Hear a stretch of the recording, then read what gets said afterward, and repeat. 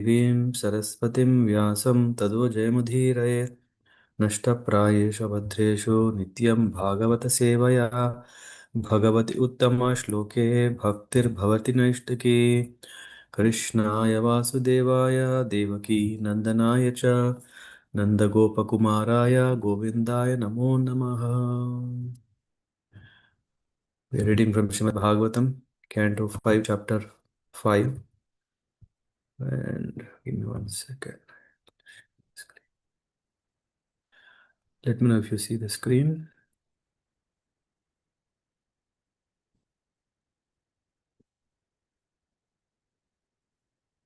Yep. Can someone confirm if you see the screen? Yes, Prabhuji. Yes, Prabhuji. Okay, thank you. वृषभ उवाच नायं देहो देहभाजां नृलोके कष्टान् कामान् अर्हते विड् भुजां ये तपो दिव्यं पुत्रकायेन सत्वं शुद्ध्येद् यस्माद् ब्रह्म सौख्यं त्व अनन्तम्. Lord Rishabhadev told his sons, "My dear boys, of all the living entities who have accepted material body in this world, one who has been awarded this human form should not work hard day and night simply for sense gratification, which is available even for dogs and hogs that eat stool.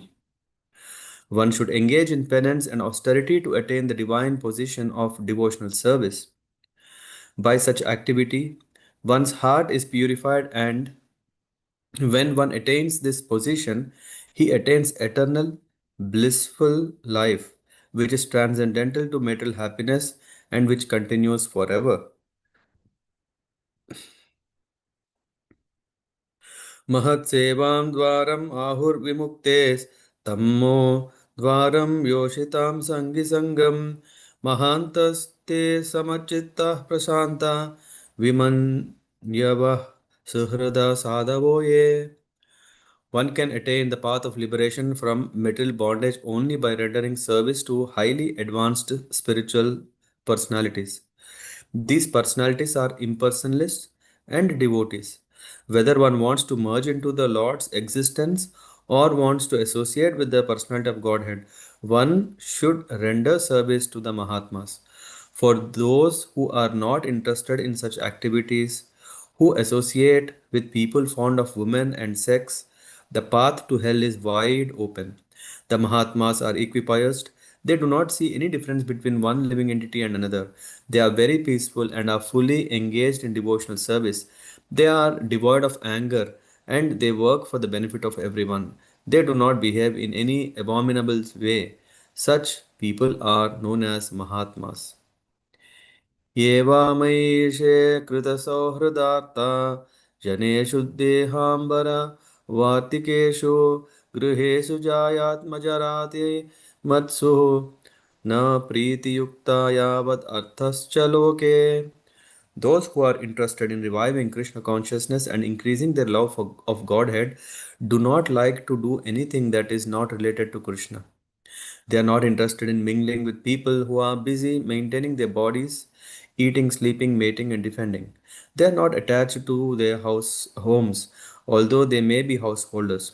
Nor are they attached to wives, children, friends, or wealth.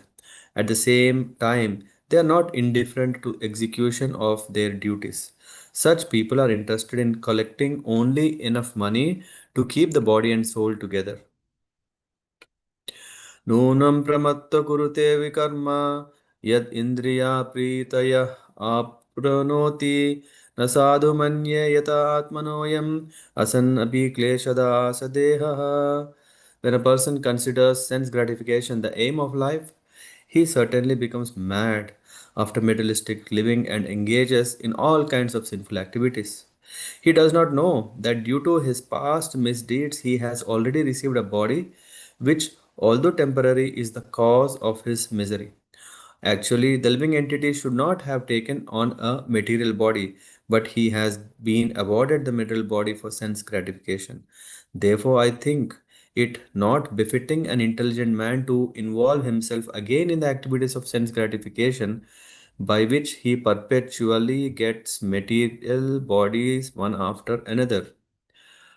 पराभवस्तावदोभ जातो यावन्न जिज्ञासत आत्मतत्त्वं यावत् क्रियास्तावदिदं मनो वै कर्मात्मकं येन शरीरबन्धः. As long as one does not inquire about the spiritual values of life, one is defeated and subjected to miseries arising from ignorance. Be it sinful or pious, karma has its resultant actions. If a person is engaged in any kind of karma, his mind is called karmatmaka, colored with fruitive activity. As long as the mind is impure, consciousness is unclear, and as long as one is absorbed in fruitive activity, he has to accept a material body. एवं मनः कर्मवशं प्रयुङ्क्ते अविद्ययात्मनि उपदीयमाने प्रीतिर्न यावन्मयि वासुदेवे न मुच्यते देहयोगेन तावत्. When the living entity is covered by the mode of ignorance, he does not understand the individual living being and the supreme living being, and his mind is subjugated by fruitive activity. Therefore, until one has love for Lord Vasudeva, who is none other than myself, he is certainly not delivered from having to accept a material body again and again. यदा न पश्यति अयता गुणेऽहम् स्वार्थे प्रमत्त सहसा विपश्चेत् गतः स्मृतिर्विन्दति तत्र तापान् आसाद्य मैथुन्यम् अगारम् अज्ञः.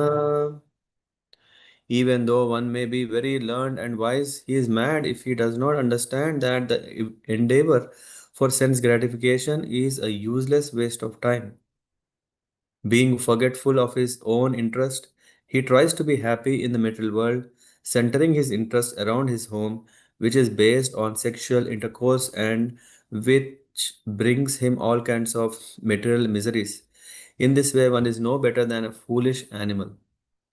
पुंसस्त्रिया मिथुनी भावम् एतम् थयोर्मिथो हृदयग्रन्थिम् आहुः अतो गृहक्षेत्रसुताप्तवित्तैर्जनस्य मोहोऽयमहं न ममेति. The attraction between male and female is the basic principle of material existence. On the basis of this misconception, which ties together the hearts of the male and female, one becomes attracted to his body, home, property, children, relatives, and wealth. In this way, one increases life's illusions and thinks in terms of I and mine.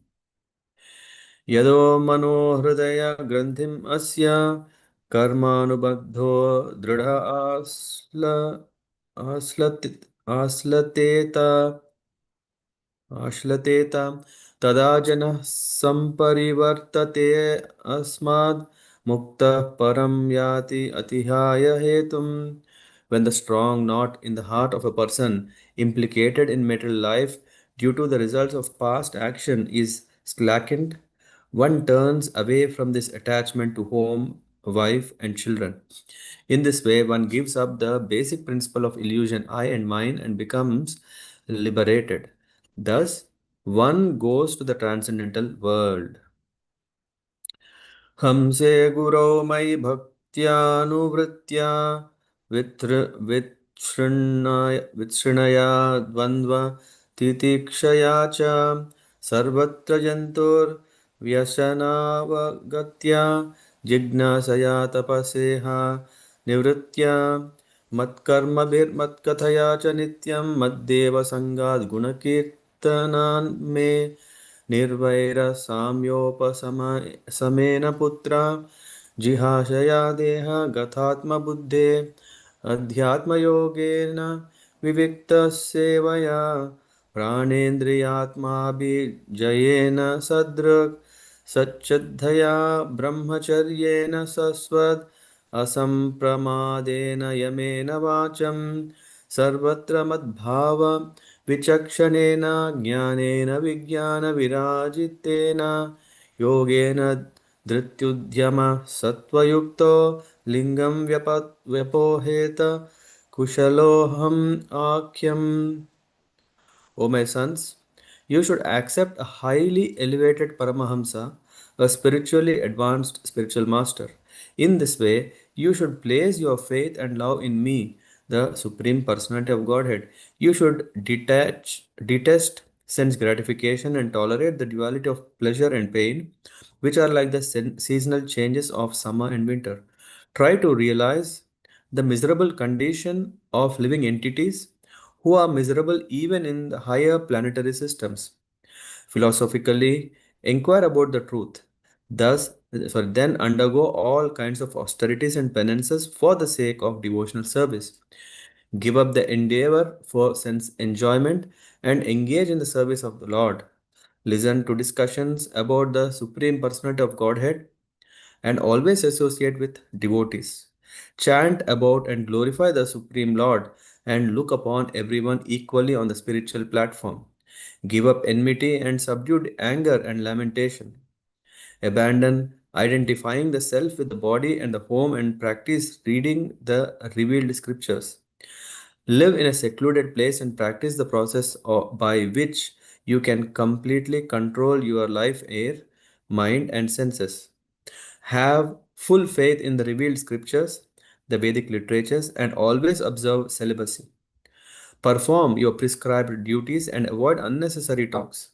Always thinking of the Supreme Personality of Godhead, acquire knowledge from the right source. Thus, practicing Bhakti Yoga, you will patiently and enthusiastically be elevated in knowledge and will be able to give up the false ego. कर्माशयन् हृदयग्रन्थिबद्धम् अविद्यया साधितम् अप्रमत्तः अनेन योगेन यथोपदेशं सम्यग्व्यपोह्योपरमेत्त योगात्. As I have advised you, my dear sons, you should act accordingly. Be very careful. By these means, you will be freed from the ignorance of desire for fruitive activity, and the knot of bondage in the heart will be completely severed. For further advancement, you should give up the means. That is, you should not become attached to the process of liberation itself. पुत्रां च शिष्यां च नृपो गुरोर्वा मल्लोककामो मदनुग्रहार्ताः इत्थं विमन्युरनुशिष्यात् अथ ज्ञान न योजयेत् कर्मसु कर्ममूढान् कं योजन कं योजयन् मनुजोऽर्थलभेत निपातयन् नष्टदृशं हि गर्ते. If one is serious about going back home, back to Godhead, he must consider the mercy of the Supreme Personality of Godhead, the summum bonum and chief aim of life. If he is a father instructing his sons, a spiritual master instructing his disciples, or a king instructing his citizens, he must instruct them as I have advised. Without being angry, he should continue giving instructions even if his disciple, son, or children, a citizen, is sometimes unable to follow his order. Ignorant people who engage in pious and impious activities should be engaged in devotional service by all means. They should always avoid fruitive activity. If one puts into the bondage of karmic activity his disciple, son, or citizen who is bereft of transcendental vision, how will one profit? It is like leading a blind man to a dark well and causing him to fall in. लोकः स्वयं श्रेयसि नष्टदृष्टिर्योऽर्थान् समीहेत निकामकामः अन्योन्यवैरः सुखलेशहेतोरनन्तदुःखं च न वेदमूढः. Due to ignorance, the materialistic person does not know anything about his real self interest, the auspicious path in life. He is simply bound to material enjoyment by lusty desires, and all his plans are made for this purpose. For temporary sense gratification, such a person creates a society of envy, and due to this mentality, he plunges into the ocean of suffering. Such a foolish person does not even know about this. कस्तं स्वयं तद् अभिज्ञो विपश्चिद् अविद्यायाम् अन्तरे वर्तमानं दृष्ट्वा पुनस्तं सङ्ग्रहण कुबुद्धिं प्रयोजयेत् उत्पतगं यथान्दम्.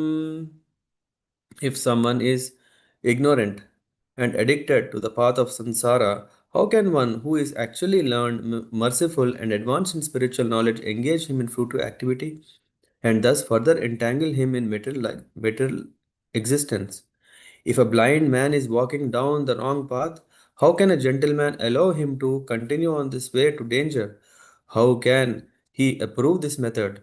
No wise or kind man can allow this.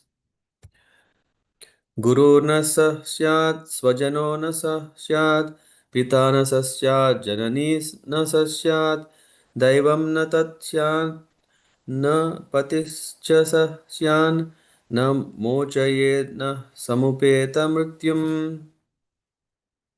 One who cannot deliver his dependents from the path of repeated birth and death should never become a spiritual master, a father, a husband, a mother, or a worshipable demigod. Hare Krishna. We will cover the remaining part later when we are, I think tomorrow. Yeah, we will cover the remaining part and let's spend some time to understand such in-depth teachings of Rishabhadev, who is speaking to his sons, especially to eldest son, Bharat Maharaj. So this chapter is extremely valuable, mainly because we can see what are the teachings and how to lead a life. If we can see there, here we are talking about what should one do is to first appreciate the human form of life. In the first verses, it is said, in order to establish bhakti, bhakti yoga is the ultimate goal of life. What is bhakti yoga? Not to engage ourselves in materialistic life like animals. The human form of life is very, very special. It is said, Nayam Deho Deha Bhajam Nuloke. Of all the embodied beings, one who has been awarded this human form should not Kastan Kaman Arhatye Vid Bhujam Ye. One should not just become so busy. Kastan Kaman means very difficult with great endeavor. In fact, it is said a devotee should not over endeavor for material things. Of course, for spiritual things, he can even dedicate complete life. Hmm? But for material things, it's not worth it because that's temporary and also not the purpose of our human form of life. So it is said one should not over endeavor for mundane things. And kastan kaman, and like arhate, even vid bhujam ye, even dogs and hogs that eat stool, they're also working hard. So what is the difference between us? No, no, no, come on.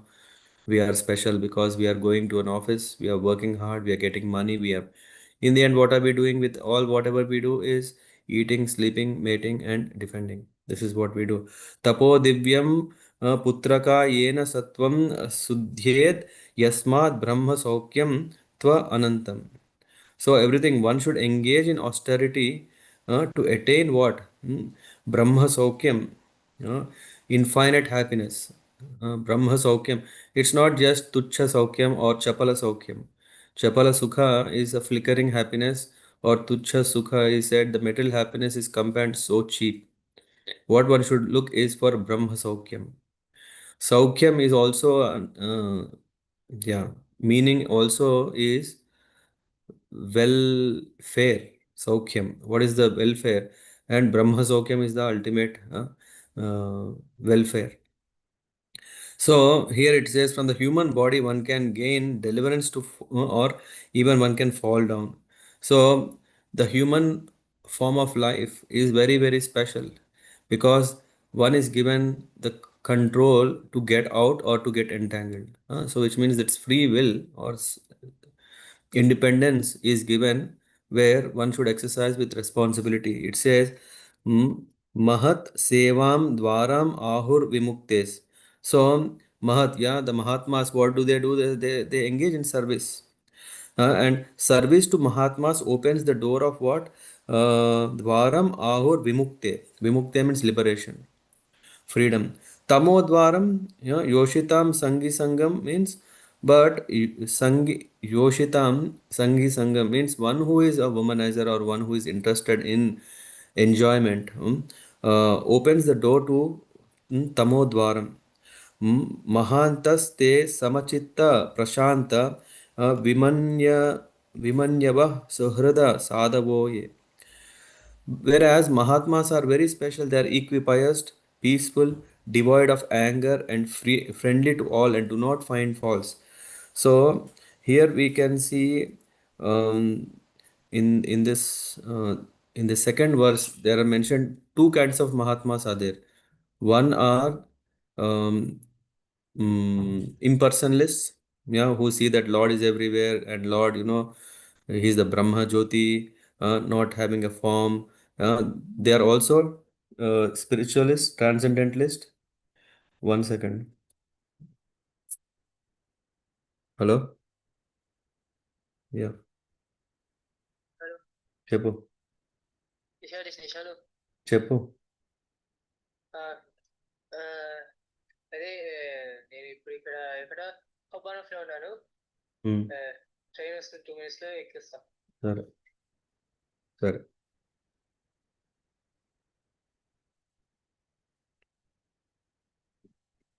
So we are talking about two kinds of transcendentalists. One who is worshipper of Brahma Jyoti, considering the Lord is only Brahma Jyoti, nothing else.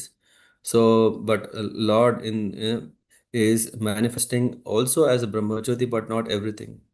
It is said, Brahmeti Paramatmeti Bhagavaneti Shabdyate.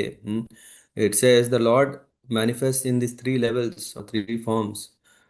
As a Paramatma who is in everyone's heart, as Akshir, I mean Kshirodakashayi Vishnu, and then we also have the the Lord's effulgence.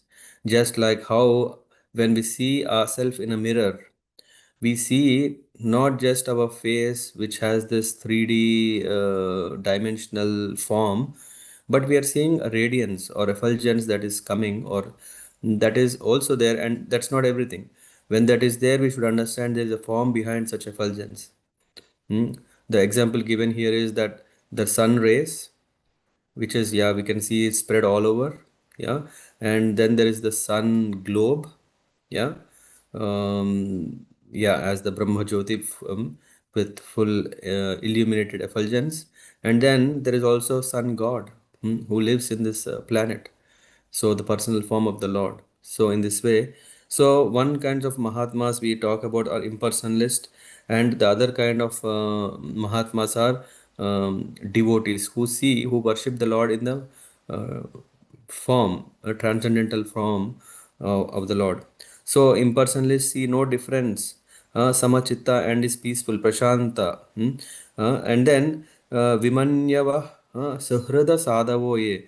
And then the a devotee has a sincere heart, and his intelligence is fixed in the Lord. So in this way, both are friendly to all. It's not like, okay, impersonalist or not friendly. Both are friendly.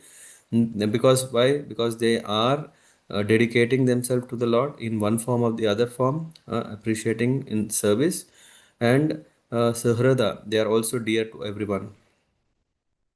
So, in this way, there are two kinds of Mahatmas, and then it is said the extraordinary qualities of a devotee. The extraordinary qualities of a devotee is to be very eager to develop love for God. Hmm. And are disinterested in mingling with the material people. Yeah, so sometimes people say, hey, why are you discriminating? No, a devotee is absorbed in main thing. The main thing is to engage in the service of the Lord, to engage in the service of the devotee, to be associated with the devotees, to be unattached to the material things, and interested only in uh, mm, collecting money that is needed to maintain the body. Yeah, so means simple living. And what is the high thinking? The high thinking is always absorbed in only things which are transcendental, spiritual. So, And then Rishabhadeva is stated that those people who are attached to women will fall down. And he is saying, Nunam pramatta kurute vikarma na yad indriya preetaya apronoti. So when a person is thinking, oh, the senses are so nice, he certainly becomes mad. Pramatta is the word used. Yeah, pramatta, and engages in all kinds of sinful activities. Na sadhu manye yatha atmano yam asan. Na, first of all, na sadhu. I do not consider such actions befitting, for they lead to another temporary body. Hmm? Asan api kleshada. Kleshada means suffering. Asadeha. So, and that's why it says, if parabhavas tavad abhoda jato yavanna jignasata atma tattvam, means one is defeated and subjected to suffering arising from ignorance as long as yavanna jignasata atma tattvam, until one's interest to atma tattva, to understand the spiritual understanding, which is I am not this body, I am spirit soul. Yavat kriya tavat idam manovai, as long as fruitive activities continues. The mind remains karmatmakam ena sharira bandha. All activities, the mind is only making one entangled. So that's why it is said one should subjugate mind by karma, means right activities.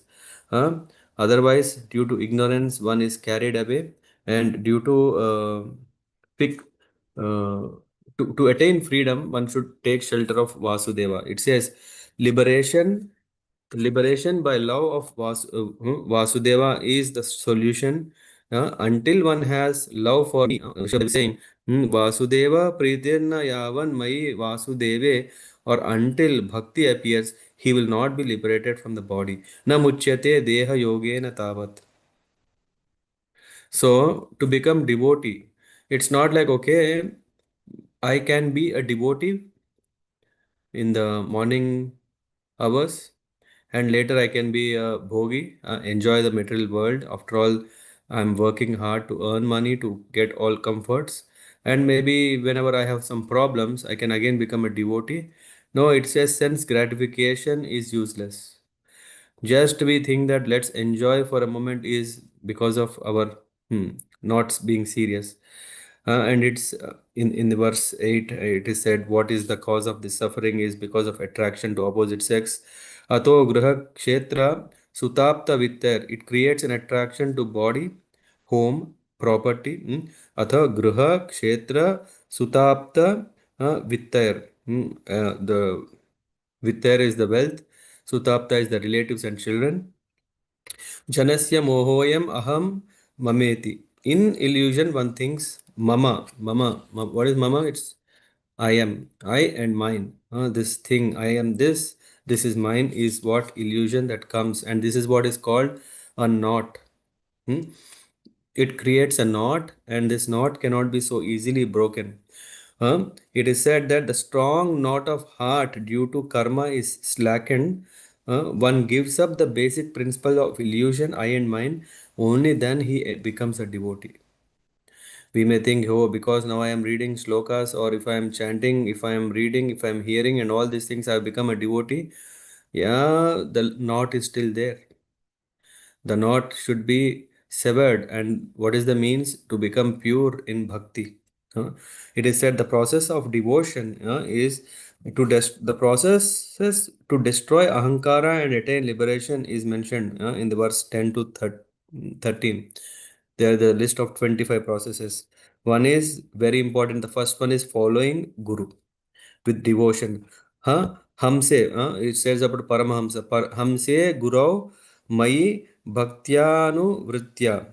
And then detach from matter, tolerate duality, Dvandva Titikshaya, toleration against the duality that are disturbing us. And then in this is saying, Sarvatra Jantur uh, Vyasana Vyasanavagatya, means realizing the miserable conditions of jivas, and to understand. And then Jignasaya. Jignasa, Athata Brahma Jignasa. This is the first aphorium of the Brahma Sutras. Hmm? Mm, Vedanta Sutras is starting saying with Athata Brahma Jignasa means one should inquire. And Jignasa is not curiosity to know what is happening now in Iran, what is happening now in Venezuela, what is happening in the USA, what is happening in different countries, or what is happening in my own home, my own relatives. No, Jignasa means to have inquire about truth. Brahma Jigyasa, and then performing austerities tapasa, and then iha nivritya, give up the endeavor for sense enjoyment, engaging in activities of the Lord, mat karma bhir, and how mat kathaya cha nityam, by hearing my topics always. The Lord Rishabdev is saying by hearing to my topics, and then mat deva sangat, associate with devotees. And then Guna Kirtinam Me, chanting the glories, chanting and glorifying my transcendental qualities. Then Nirvaira, being without enmity. Samya, to be equal. Upasamena means um, to to to be free, to relieve, to be relieved from anger. um, and then jihashaya deha, gehatma buddhir, abandoning bodily identification. Then Adhyatma Yogena, reading the revealed scriptures, Adhyatma Yogena to attain that vision, Vivikta Sevaya, living in secluded place, and Pranendriyatma Bijayena, practicing to control life air, mind and senses, means to engage in dhyana, to always focus in understanding, realizing the self. Developing Sat Shraddhaya means developing faith in Vedic way of living. And then Brahmacharyena Shashvat, observing celibacy always. Asampramadena means sampradaya, performing prescribed duties, one's prescribed duties, and yamena vacham, avoid unnecessary talks. Then sarvatra madbhava vichakshanena, seeing my presence everywhere. Then jnanena vijnana virajantena, acquiring knowledge which produces uh, realization. And finally, practicing yogena. So through these processes, Rishabha Devi is instructing his sons on to attain perfection, to practice devotion. And what will happen if one does that? Then he becomes, by following these instructions, one can be free from the ignorance of desire for fruitive activities. He becomes free from karma shayan. We know this in the fifth canto, eighth chapter. I think we are anyway coming closer to that. 15th verse, there is this Om Namo Bhagavate Narasimhaya Namastejas Tejase Avir Bhava Vajranaka Vajradamshta Karmashayan. So we are praying to the Lord, Lord Narasimhadev, please appear in my heart, and with your sharp razor kind or tip of the nails, Vajradamshta, like a diamond, sharp, remove this ignorance, karma ashaya, uh, and then the knot of bondage in the heart, remove that. Hridaya granthi bandham. Bondage granthi means blockages, and in the heart, hridaya granthi bandham. Then one should give up the process also. Finally saying, even don't aspire to become liberated, because if one thinks liberation is what I want, and that one attains liberation and he thinks now I am successful, no, even that is also dangerous.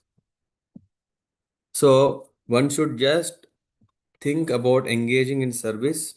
And I'll try to cover the next, last three verses, 15 to 18, which is emphasizing the importance of a leader. It is said, a father, guru, or king who desires to go back to Godhead, Malloka Kama, should consider the Lord's mercy his chief aim in life.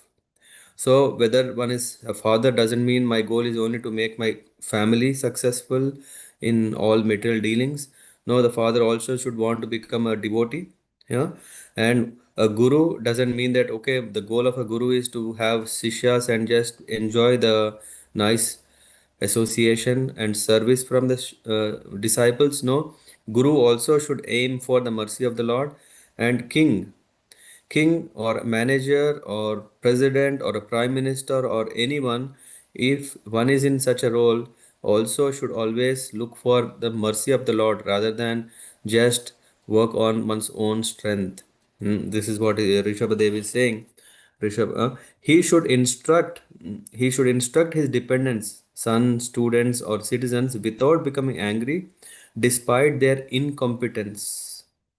He should never engage them in karmas. This would be like throwing a blind man in a well. So, the responsibility of a father, a guru, a husband, or a king is to ensure that they, hmm, they, yeah, what is the right word?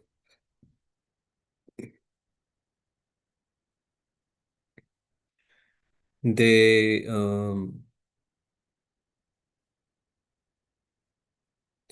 it's not ignore, it's not neglect, it's like overlook. Yes, exactly. So it is said that they overlook the incompetencies of their followers or subordinates. This is what it says. So that they overlook.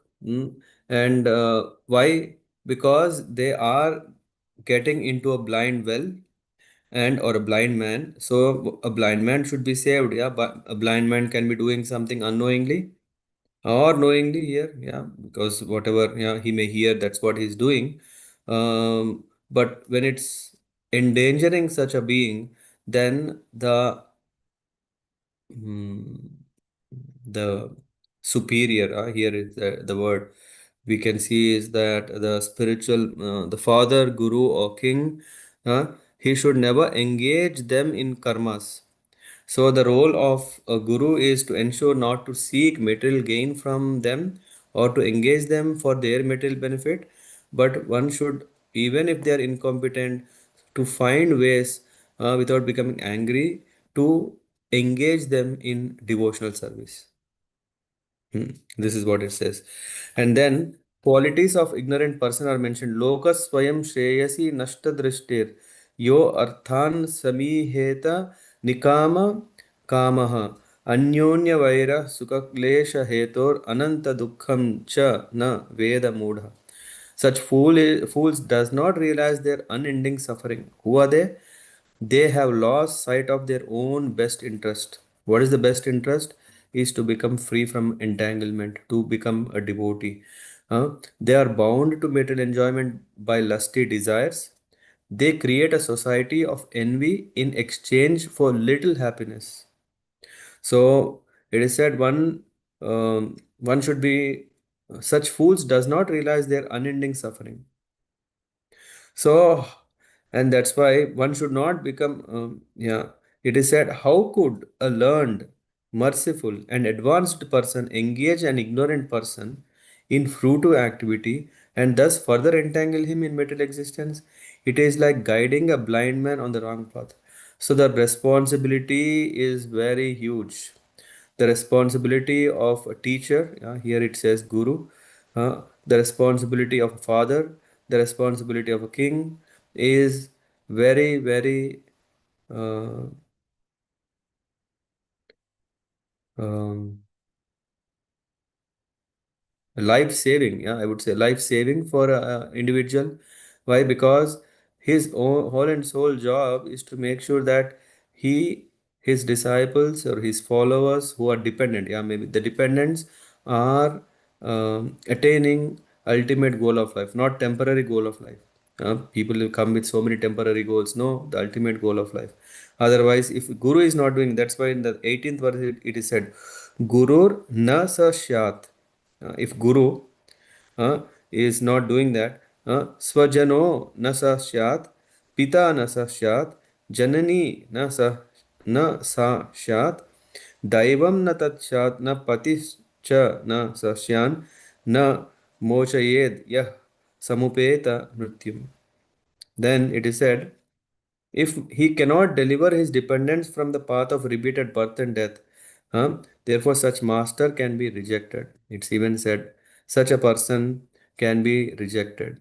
If a person is not supporting for spiritual advancement, one can leave. In there are examples. I mean, I am having this Bhagavad Subodhini, and through which I think in the 18th verse, let me quickly check if there is this. There is this, yes, let me see the examples here. Yeah, exactly. So there are examples given here in the purport. In the case of Bali Maharaj, Sukracharya was his superior, but because Sukracharya was telling how to become successful materially, so yeah, it was approved that Bali Maharaj has rejected his guru. He said, okay, whatever you're saying is fine. And then we know Vibhishan has rejected his superior Ravana. We know that Bharat Maharaj has rejected his Bharat, yeah, in Ramayana has rejected his mother Kaikeyi. Prahlad also rejected, yeah, Hiranyakashipu in one way, yeah. Uh, we can see, yeah, in the case of that, of course, Hiranyakashipu said, okay, why don't you change? He didn't change. And then Katvanga has rejected his Indra. And then wives of Brahmanas in the 10th canto of Srimad Bhagavatam have rejected their husbands so that they have uh, served Krishna. So, in this way, there are these examples on what basis one could reject, but one should not become a superior if he cannot deliver his dependents from the path of repeated cycle of birth and death. Yep, thank you very much. I think we have covered um, till where we have read today. Yeah. Any thoughts, any questions? Hare Krishna, Prabhuji. Thank Yes, you. please. Prabhuji, you mentioned about, we just heard that rejection in different cases. So here rejection means not following the instruction, or in all Rejection, cases. yeah. So is uh, what do we say? 1 second. Okay. So here we are talking about rejecting means mm, um, moving on, yeah, moving from not accepting. I mean, ideally, superiors, yeah, you accept and follow them, yeah. But the superiors are misleading. Such a superior is not a superior, and that's why one is allowed to reject. Which means, I mean, I have to recollect in the Chaitanya Charitamrita or somewhere it says, if Guru is not on good good stance or something, that's the right word. It says if the person is not mm, advanced or in his own, if yeah, just like a swimmer, if he cannot save himself, how can he save others? So that's why one could just move on to other. And of course here in the case of the wives of the brahmanas, yeah, they just okay said, okay, whatever you may say is fine, but we don't hear to you. Hmm? Because yeah, we can't I mean, all the rules and regulations are for you, but we are only we are very weak and we are very simple and emotional and sentimental. We can't see Krishna and all the gopas hungry, so that's why they even rejected the husband and just went. That's what it means, yeah. So for a higher purpose, to give up the lower purpose or lower standard. Yeah. Yes, Prabhuji. So Dharma, here it yeah. does not mean to leaving the association, but It's not like banishing. no, It's not no. breaking. It is like, okay, what is the paradharma to embrace that at the cost of, in negotiating, not negotiating, by giving up these things. Mm. Okay, Prabhu, thank you. Mhm. Other thoughts? Hare Krishna, Anyone? Prabhu. Hare Krishna. Prabhu, I Aditya just wanted Prabhu? to follow up on Lord Rishabdeva's appearance. Mm-hmm. I was just curious because every incarnation descends whenever there's a rise in irreligiousness. Mm-hmm. Did Lord Rishabdev also at that time, was there a decline in that manner, or was it purely to fulfill the desire of his Mm-hmm. devotee? To have a decline, one should not follow something, right? Mhm.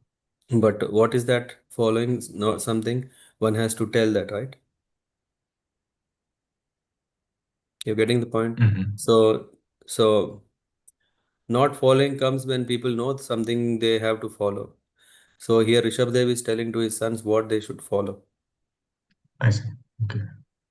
Yeah, and through him, he's establishing the standards of how to become advanced. I mean, eventually we will see Rishabdev becomes an Avadhuta, right? So we will see. So he's also giving a very, very high standard. But even to come that standard, how to do it? It's not superficial.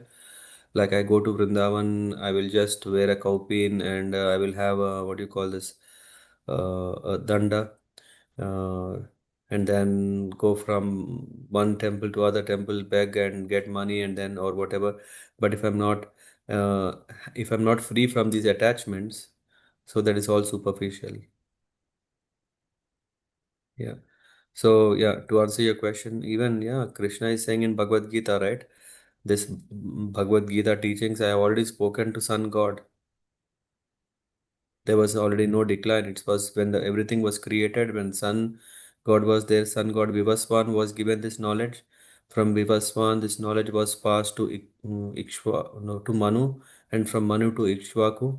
So this is called uh, Avaroha Panta. So this knowledge which is coming from the Lord directly, it is coming and to as a guide, as a guidance. Yeah, Varnashrama. How it is not that Lord has come because Varnashrama is broken.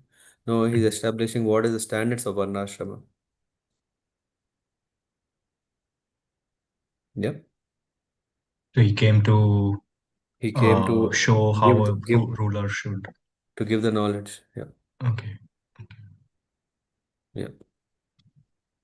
And in 5.5.14, where it says one should not be attached to the process of liberation, does the Yes. process of liberation here not include the process of bhakti yoga? That is separate, The pro- right? it's very, very important.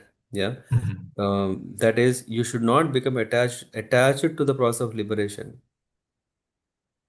So sometimes what happens is this we stick to this okay yeah, Brahma liberation is what I want, just like you're suffering, and what you are expecting is freedom from suffering, and we should not be just attached to that, because then Mhm. we start thinking that is everything. The goal of our life is to become mukti, to attain salvation, to attain moksha, liberation. This is what we think is that, no, and the process in the Ashtanga yoga, in the what is it called? Who is the propounder? uh, Patanjali, right? Patanjali. In Patanjali Yoga Sutras, in the first chapter itself, it is said that one attains samadhi not just we know that samadhi is perfection, and that state what is done, one is forgetting all what he has done, because that state is actually to remember the Lord, not to, Mhm. one forgets his own self in a such a way that he can always be prioritizing. I mean, of course, from the impersonal point of view, it means that you even are not identifying yourself as a atma. That is what it means, samadhi. But Patanjali Yoga Sutra, we can see as a devotee, how it means is when one comes to that stage, he forgets himself or what is the process through which he is doing. Okay, which means he was doing dhyana. Okay, and when you are doing dhyana, you need to have a lot of focus, right? You need to breathe, inhale, you need to exhale. What is that? Mm. Kumbhaka, Rechaka, and Puraka. All these things have to be maintained with right timing and everything, which means you have to be very, very careful what you're doing. That is what it means, attached to the process or fixed on that process. But after attaining the samadhi, which means once you have attained the stage of dharana, then comes the dhyana. And at that stage afterwards, it's like you forget all these things what you are doing, but the purpose you have attained, and you just stay in that attained ultimate goal.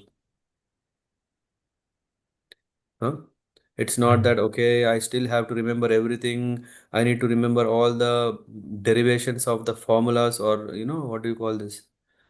Um, yeah, when you have axioms or theorems, right? Yeah, there is one formula and there is all derivation. You don't need to remember all the derivation when you know the formula works, right? Yeah. Yeah, that's what it means. The purpose of coming to liberation is not to just appreciate that process, but to actually attain. Uh, when one attains this self-realized state, Brahma Bhuta, in the purport it's mentioned. The idea is to enter into the para bhakti, the transcendental devotional service. To attain this, one must analyze one's existence, but when one is actually engaged in devotional service, he should not bother seeking out the knowledge. Now, Okay. okay, yeah, okay. If one is engaged in the service, of course, one may ask question, but knowledge helps to do proper devotion, isn't it? Huh? Mm. But sometimes we get into a trap, thinking that without this knowledge, I can't do devotion. Hmm? It is said by simply engaging in devotional service undeviatingly, which means one need not know how is electricity produced in a thermal plant and how it is transmitted to the transformers, and from transformers how it is coming to your home. The moment you put on the switch, then you can see the current is working. No? Correct. Yeah. Hmm? Similarly, once we know that Guru is telling, guide is telling you do this, you do that.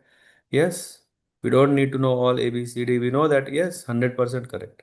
Why? Because Guru is telling. His words are absolute. That's it.